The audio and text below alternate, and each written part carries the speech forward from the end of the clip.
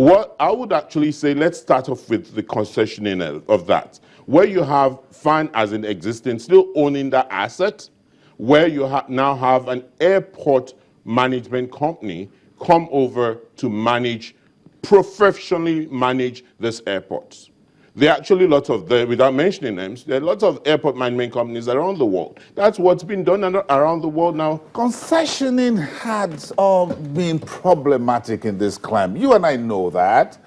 Once you get government and a businessman into the same room, it becomes problematic. Who owns what, who gets what, the sharing, the contracts, what about integrity? If I sign a 25-year contract, it's a concession, you come back in 5 years, you tear up the document because you have a new administration. So concession is problematic, isn't it?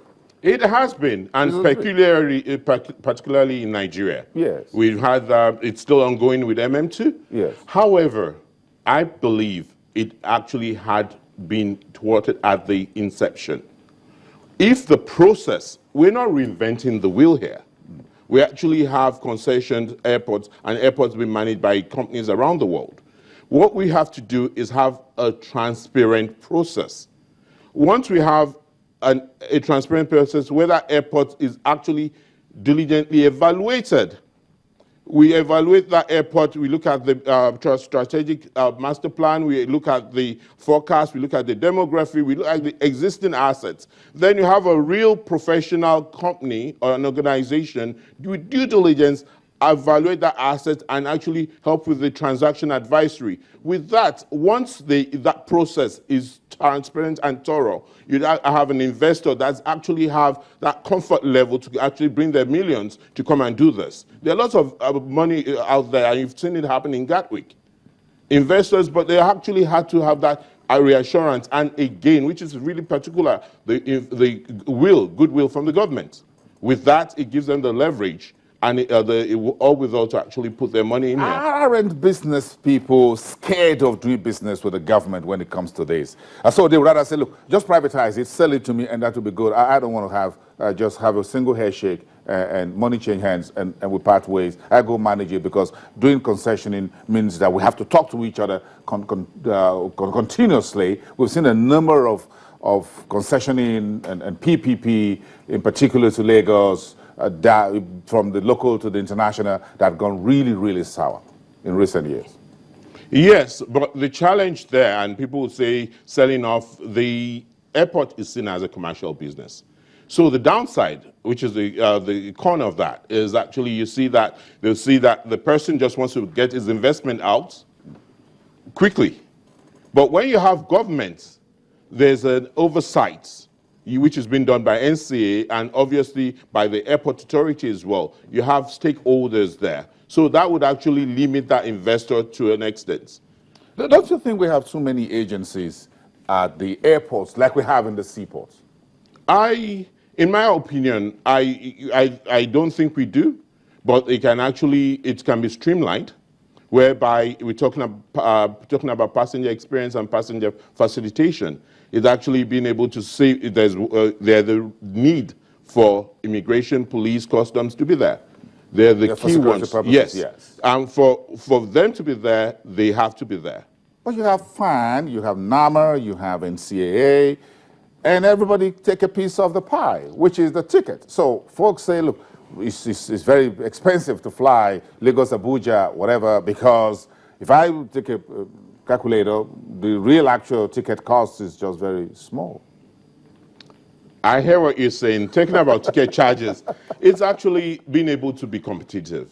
And what we don't actually see happening here is what you call ACDM, airport community decision making, collaborative decision making, sorry. Where you have that, before you actually embark, airport operations and management is very dynamic. Now we're actually seeing the downfall of the economy. With the downfall of the economy, it's going to affect flying. Aviation is very cyclical. It's the first to go down and the last to come up. So with that, you see that it's going to impact on the revenue of the airport. But for the airport to be financially sustainable, they're supposed to be collaboratively decide with the stakeholders, i.e., the airlines to actually sit down with them and say, this is what is coming down the line. How do we actually address this in pricing? Back to what you said, so that the passenger, we're able to draw more passengers, and as we draw more passengers, we open up other revenue sources, which we call ancillary and non-aeronautical revenues, that would actually help passengers spend. Obviously, you see airports being, even in Nigeria, where you have a spa, where you have a supermarket at the airport, you have other drivers that would actually give the airport money, that they're not relying only on the landing and parking charges.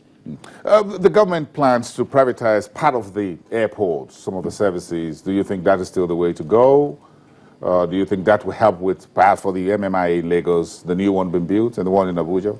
Interestingly, looking at that ratio, you find out that Lagos, Abuja provides 70 to 80% of revenue for other airports.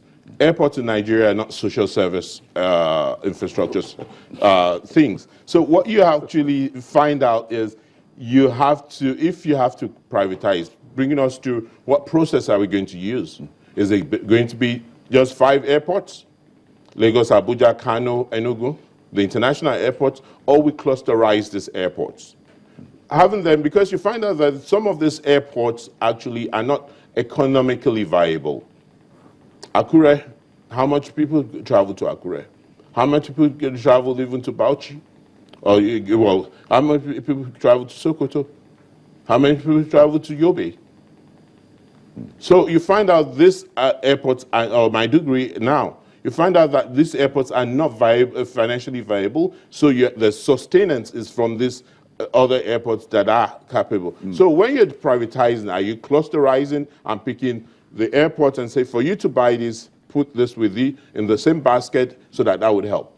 I'm not sure we can finish the conversation today. We just done a little bit of that. I'm sure some other time we'll get to talk to you about dry cargo airports and all that, other type of airports that can actually help agriculture, solid minerals in those areas. Real estate. We'll talk about that. Real Thank you. estate.